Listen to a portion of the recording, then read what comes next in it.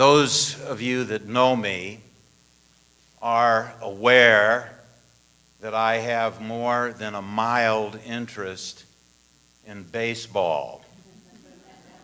My love affair with that game, which happens to be the greatest game ever invented by the human mind, started when I was 5 years old, when my father took me to the old famous department store in Glendale, California, and bought me a catcher's mitt, to the consternation of my mother, who thought that when we played catch, the ball would hit me in the face. Well, it didn't. But ever since that day, when my father taught me how to use that glove, when the end of February rolls around, my pulse quickens and I step more lively, because it is time for spring training, which of course heralds the near approach of the baseball season. Now, one of my regular practices over the years has been to take my youngest grandson to some of the spring training games over there in the desert in Arizona. Our normal practice was to get up in the morning and have a leisurely breakfast and get to the ballpark very early, because we wanted to see infield practice. We wanted to watch the great sluggers take batting practice. And so we were always there, early. But one of the things that I always observed, that right behind home plate and the portable pre-game backstop, all the players engaged in grueling, stretching exercises under the direction of a tough drill instructor. And it wasn't just the rookies. It was some of the most formidable sluggers in the game, some of the greatest base stealers, veterans all. They were sweating it out with the rookies under the hot desert sun. Now, why were they doing it? Because these veterans of the diamond knew that star status alone would not get them through the season. They had to be disciplined. They had to be in good physical condition in order to get through. And that required determination. It required hard work. And it required some effort. But all of us know that. Good conditioning requires hard work, in spite of what you hear on lots of commercials on television. Good conditioning requires hard work. It requires determination. And we also know this: regardless of our ages, it's possible to achieve at some level. It has to do with changing habits, or saying yes to this and perhaps no to that. It has to do with discipline and patience, or learning how to wait for results. Now, the church has always known that the same thing is true with our spiritual life. A colleague describes it like this: early on, the church emphasized how being a Christian wasn't like joining a club, where after the initiation you sat back and enjoyed the privileges of membership. Christianity was analogous to becoming an athlete, where you had goals to achieve, races to run, and where staying in shape was essential in order to perform your vocation. Athletes who get out of shape, he concluded, are former athletes. Becoming Christian is entering a lifetime of self-discipline. So from the beginning, the church devised a kind of spring training and called it Lent. He's quite right. In fact, as I mentioned at our Ash Wednesday service, the literal meaning of the word Lent is spring. It began originally for those who were learning the catechism or the great doctrines of Christianity in preparation for baptism. In those days, new members were baptized and joined the church at Easter time, on Easter Sunday. So the time immediately preceding Easter was given over to readying oneself for that significant event. But it soon developed into a season of renewal for all Christians.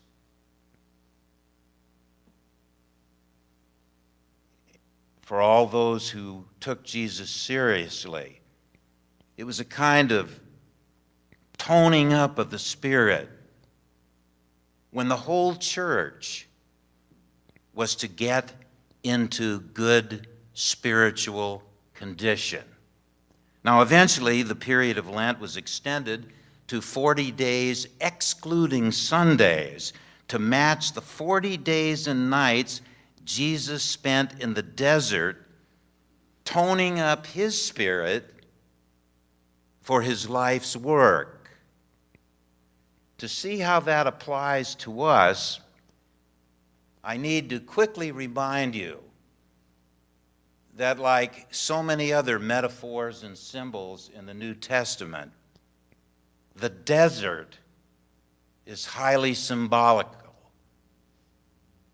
It's not just a geographical location, but the desert is a spiritual place of struggling, testing, getting in shape in order to get ready for something important. It goes back to the Israelites escaping from Egypt and spending 40 years in the wilderness of the Sinai Peninsula, getting themselves ready for entering the promised land. And that's why Matthew tells about Jesus being in a wasteland 40 days.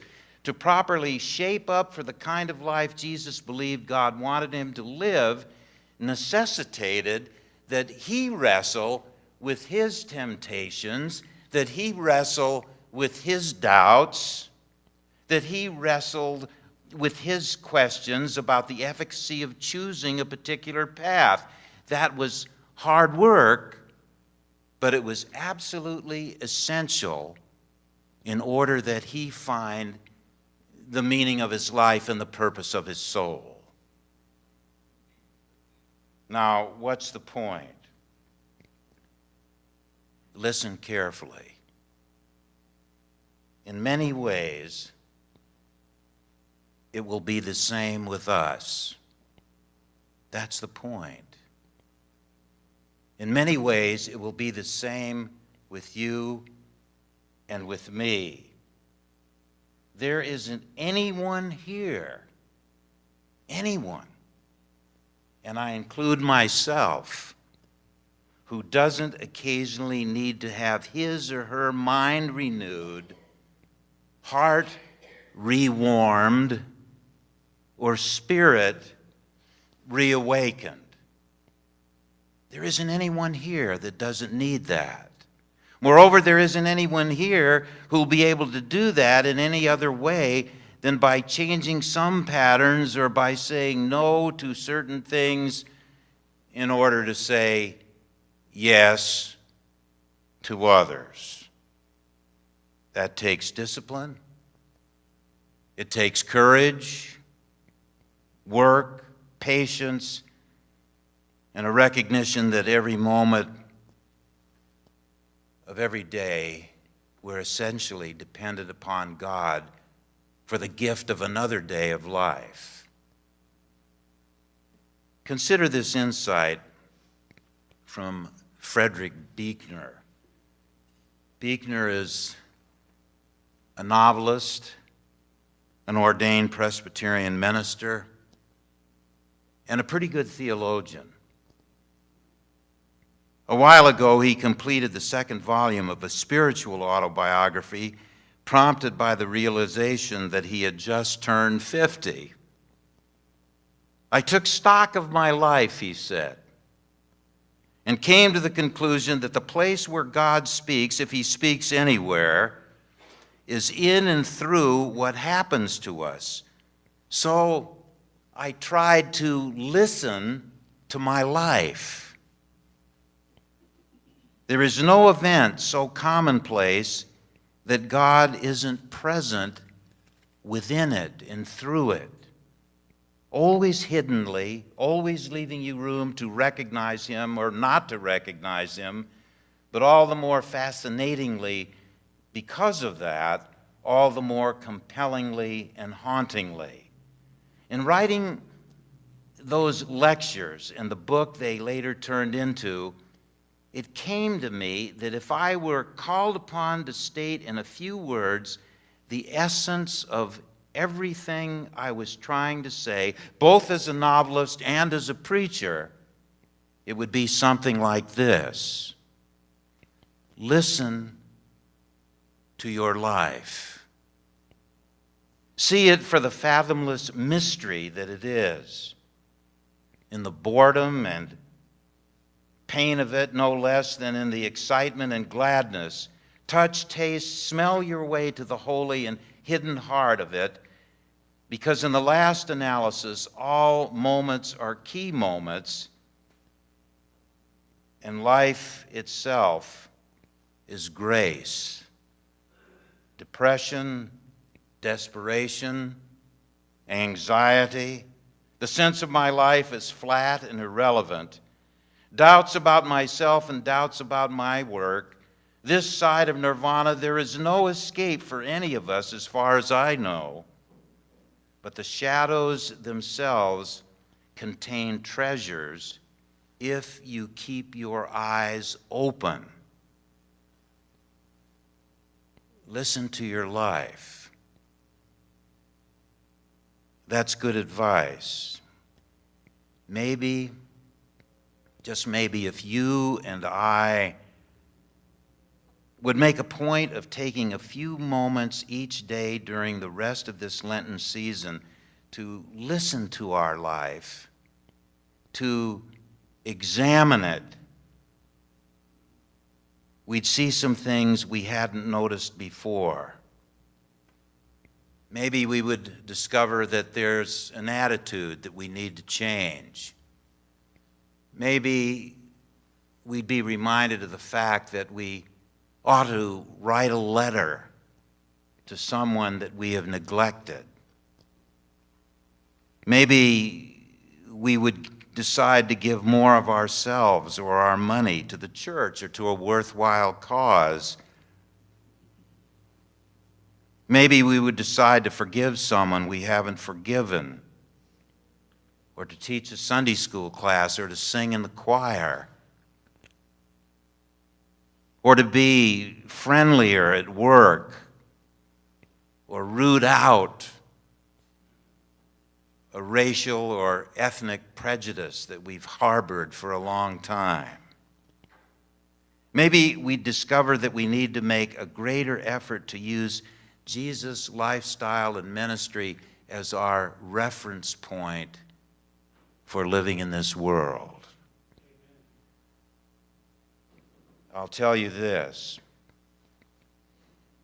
If you and I sincerely do those things, sincerely do them, it would be a healthy response to Lent because Lent is every Christian's spring training, or time to go into the desert to get into good spiritual shape. Amen.